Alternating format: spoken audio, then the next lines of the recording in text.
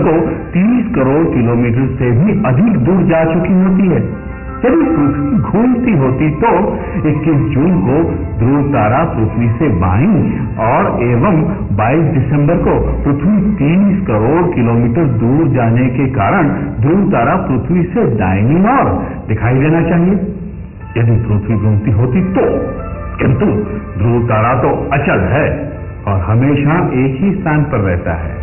ध्रुव तारा 12 महीने एक ही स्थान पर दिखाई देता है। इसलिए कहा जा सकता है कि पृथ्वी घूमती नहीं है, लेकिन सूर्य एवं चंद्र घूमते हैं। पृथ्वी तो थाली के आकार की चपटी है। सर, अगर वैसा है तो फिर रात और दिन कैसे होते हैं? पहले आप ये जान लीजिए कि पृथ्वी अत्यंत विशाल है तथा सूर्य बहुत छोटा है। लेकिन सर, हमें तो यह बताया जाता है कि पृथ्वी सूर्य से 110 गुनी छोटी है। हमारे आधुनिक खगोल शास्त्री यही बात बताते हैं। अगर उनकी बात मान ली जाए तो क्या होगा मालूम है? चलो प्रयोग करके देखते हैं। यह विशाल सूर्य देखो और ये छोटी सी दुनिया जैसी पृथ्वी देखो। इतनी छोटी सी पृथ्वी पर सूर्य का प्रकाश चारों ओर फैला रहेगा। अंधकार का तो नाम ही ना रहेगा। अर्थात दिन को 12 बजे जो स्थिति होगी वही पूरा दिन भर होगी। रात दिन शाम सवेरा जो हम अनुभव करते हैं वो इस स्थिति में कैसे हो सकता है? इस प्रयोग से स्पष्ट होता है कि आधुनिक खगोल शास्त्री की बात काल्पनिक है। सच बात तो यह है कि पृथ्वी विशाल है और सूर्य बहुत छोटा है।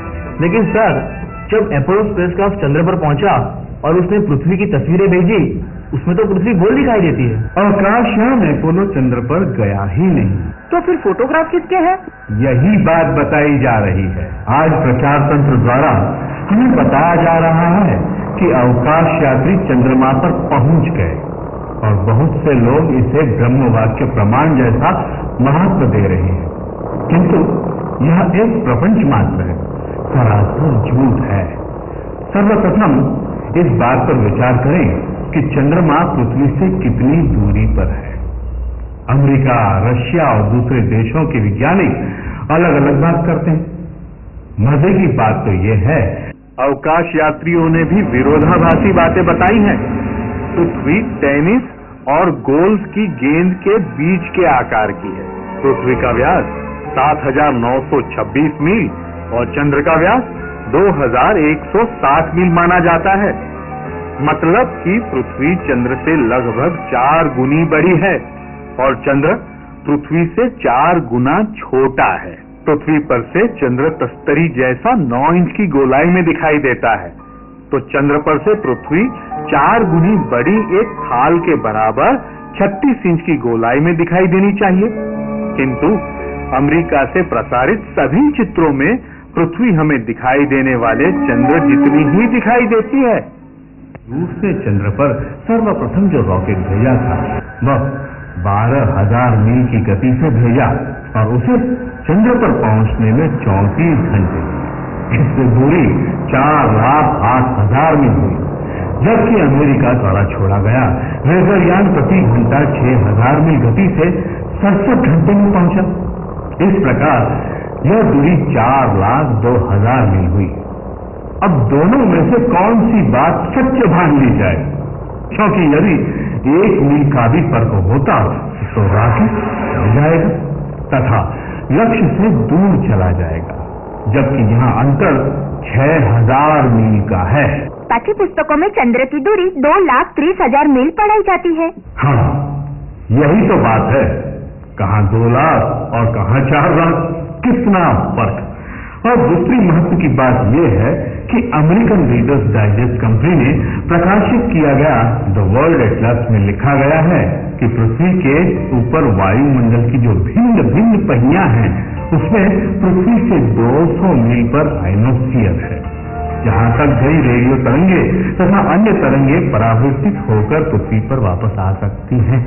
किंतु इसके ऊपर एक्सोस्फीयर है, जहां कॉस्मिक किरणों की अधिकता के कारण वहां पहुंची हुई रेडियो की तरंगे परावर्तित होकर वापस नहीं आ सकती।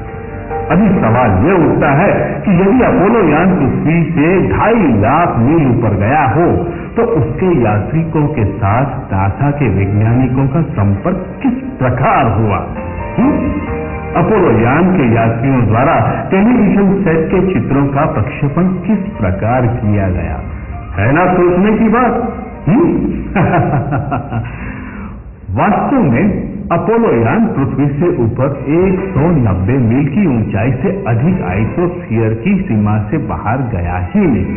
इसीलिए तो नासा के वैज्ञानिकों द्वारा बातचीत हो सकी थी और टेलीविजन प्रोग्राम दिखाया जा सका।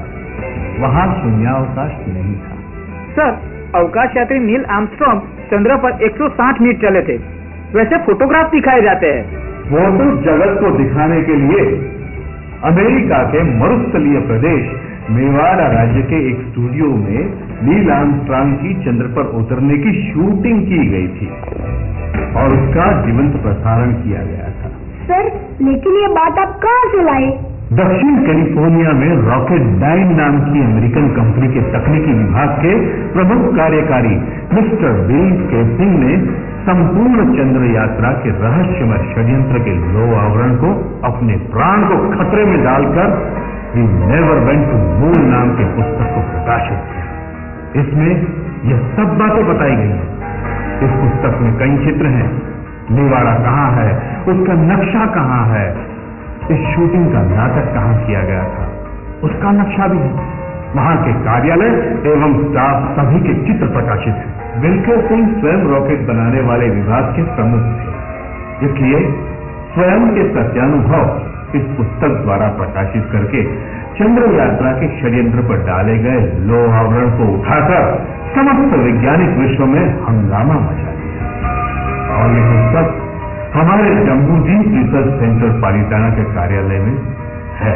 वो पृथ्वी गोल गेंद जैसी नहीं है, घूमती नहीं है और अभी इसके बारे में कोई भी सवाल उठता है तो आप पूछ सकते हो।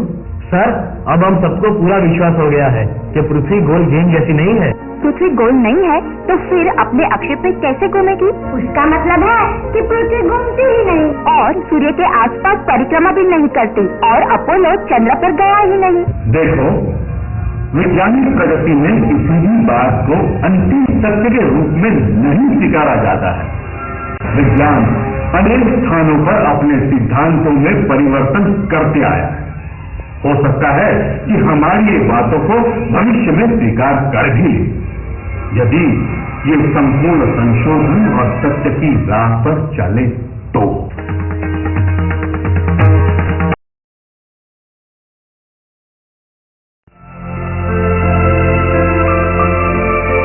इस भाग में देखेंगे स्वर्ग नर्क, द्वीप समुद्र, जम्बू द्वीप, भरत क्षेत्र, अष्टापद तीर्थ, जवार भाटा और रात दिन। हम आकाश में नजर डालते हैं तो अवकाश कितना अनंत दिखाई देता है, कैसा विशाल दिखाई देता है। आकाश अति विशाल है, अनंत है। यह अनंत आकाश के बीच 14 राजलोक हैं, जिसको ब्रह्मांड यूनिवर्स भी कहा जाता है। इसका आकार 2 पैर फैलाकर कमर पर हाथ रखे खड़े हुए इंसान जैसा। ये समग्र लोकाकाश या ब्रह्मांड को 14 राजलोक नाम से पहचाना जाता है। ये 14 राजलोक के 3 भाग होते हैं। सबसे ऊपर स्वर्गलोक, बीच में मनुष्यलोक और सबसे नीचे नारक लोक। ऊर्ध्वलोक में 12 देवलोक, 9 ग्रेवियेट और 5 अनुत्तर नाम के स्वर्ग हैं, जहां सुख, समृद्धि और आनंद ही आनंद है। वहां अप्सराएं देवांगनाएं हैं, नंदनवन और रत्नों के विमान हैं। 5 अनुत्तर के ऊपर सिद्धशिला मोक्ष है, जहां सुख ही सुख है। वहां संपूर्ण कर्म बंधन से मुक्त सिद्धशिला आत्मा ही पहुंच सकता है। वहां पहुंचने वाले को जन्म, मृत्यु, रोग आदि व्याधि और उपाधि कभी नहीं होता है। शाश्वत अनंत सुख वहां होता है। वहां जाने के बाद आत्मा इस संसार में वापस नहीं आती, अनंत काल तक सुखमग्न रहती है। अपने मनुष्य लोक के नीचे भी देवता लोग रहते हैं, किंतु उनका स्थान अल्प है, जिसका नाम है भवनपति। व्यंतर आदि देवलोक के नीचे 7 नरक हैं, जिसे हम नारक लोक या लोक कहते हैं। ये 7 नरक वाला नारक लोक, जहां हिंसा करने वाले, झूठ बोलने वाले, चोरी करने वाले, दारू, मांस और अंडे का सेवन करने वाले और स्त्रियां वेश्यागमन करने वाले, झूठा धंधा करने वाले और यातना देने वाले जाते हैं। यह 7 नरक घनोदधि, घनवात और तनवात के ऊपर स्थित हैं, और ये नरक के नीचे अनंत शून्यावकाश है। अब हम मनुष्य लोक की बात करेंगे। ये स्वर्गलोक और नारक लोक के बीच में जहां नाभि है। ये मनुष्य लोक वर्तुलाकार है और असंख्य द्वीप समुद्रों से बना है। बीच में जम्बू द्वीप, उसके चारों ओर लवण समुद्र, उसके बाद धात की खंड, उसके बाद कालोदधि समुद्र, उसके बाद पुष्करावर्त द्वीप, उसके बाद मनुष्योत्तर पर्वत, उसके बाद ऐसी तरह द्वीप और समुद्र, एक के बाद एक असंख्य द्वीप समुद्र। ये सब के बीच में है जम्बू द्वीप। 1,00,000 योजन, 1 योजन 3,600 माइल, यानी कि 3,600 लाख मील चौड़ा जम्बू द्वीप के मध्य में विस्तृत 1,00,000 योजन ऊंचा मेरू पर्वत है। मेरू पर्वत के ऊपर तीर्थंकर परमात्मा का जन्माभिषेक होता है और उसके चारों ओर सूर्य, चंद्र, ग्रह, नक्षत्र, तारा प्रतिदिन प्रदक्षिणा करते हैं। और उसके नीचे महाविदेह क्षेत्र है, जहाँ सिमंदर स्वामी भगवंत आज भी प्रतिदिन विचरण कर रहे हैं और प्रतिदिन समर शरण में बैठकर उपदेश देते हैं। इस मेरू पर्वत को छोड़कर गुरुद्वीप में अन्य 6 विशाल पर्वत एवं 7 क्षेत्र हैं।